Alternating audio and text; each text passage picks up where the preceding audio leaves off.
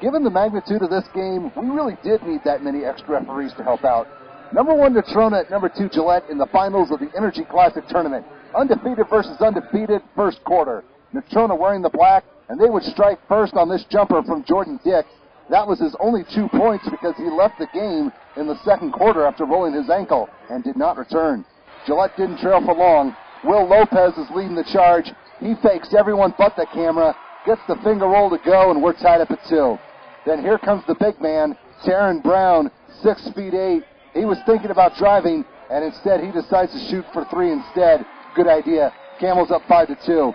Natrona would put on the press, and it almost worked until they forgot about one guy. Taylor Holst was wide open under the basket. That was probably the easiest 2 points he's ever scored. Home team up 9-4. The Mustangs from Casper had some big men of their own. Andy Martin is the tallest on the floor at 7 feet even, and he doesn't have much trouble with turnaround jumpers. The boys in black trail 9-6 at this point. But the defense at times kept focusing their attention on Brown and kept forgetting about Holst. Here's another example as he gets behind everyone for another lay-in. 15 points for the senior. Gillette up 11-6. Natrona wasn't intimidated by the Camels' big med.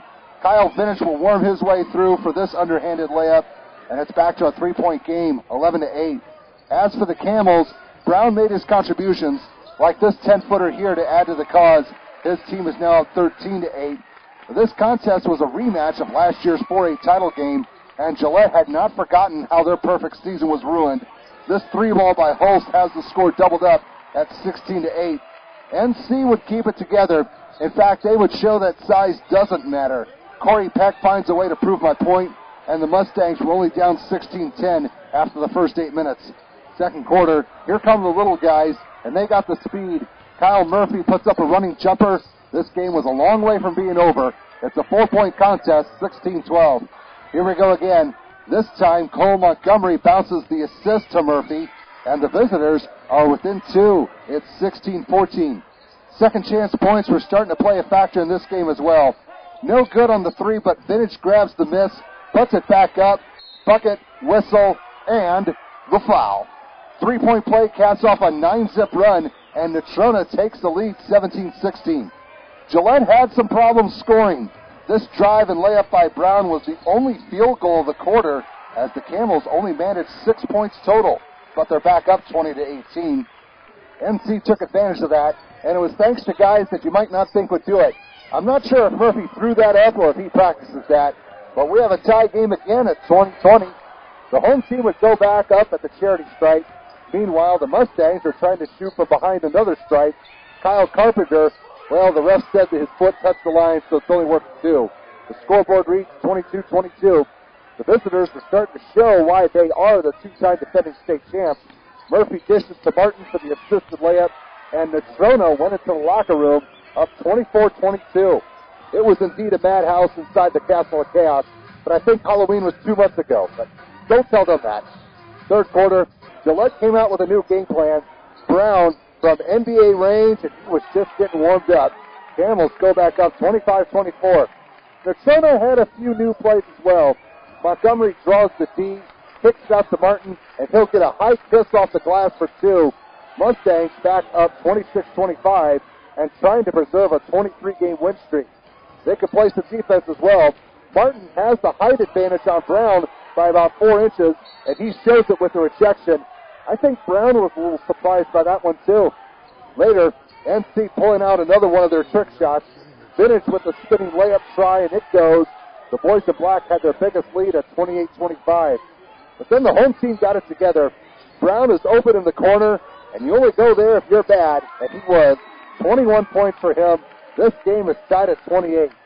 Big men usually don't shoot the long ball, but Gillette doesn't always do the usual.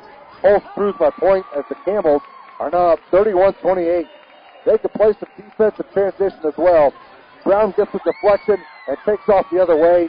He put just enough on that shot to get it to drop, and it's now 33-30. Natrona would hang around. Carpenter picks up the fumble and scores himself. His team's only down 33-32. The home team could pull off similar plays. Winston Hinkle was in the right place at the right time to score on the second chance. Camels led 37-32 going into the final 8 minutes. Fourth quarter, the Mustangs were still fighting. Then it drives the baseline, throws up a high ball, and it manages to go. With the shots that he's put up, he must be practicing. His team's down 37-34. Gillette was being a little more patient with their shots, unlike in the second quarter. Holtz gets 3 more to make it a 6-point game at 40-34. They used their little men eventually. Watch the drive and reverse lay-in by Blaine Schaefer. The home team was enjoying their biggest lead at 8, 42-34. Natrona had time to get back into it. Corey Peck weaves his way through the Giant Camels for his first 2 points of the game. It's now 42-36. Then the Camels would make a miscue, and the Mustangs would pounce on it. Peck drives for a layup off the turnover. Round and round it goes before the ball drops in. The deficit's down to 3 at 43-40. But like most games, that time arrived when it came down to free throws, and Gillette would make the ones they needed to make. They pushed their record to 10-0 and deal Natrona their first loss. Final score, 51-42.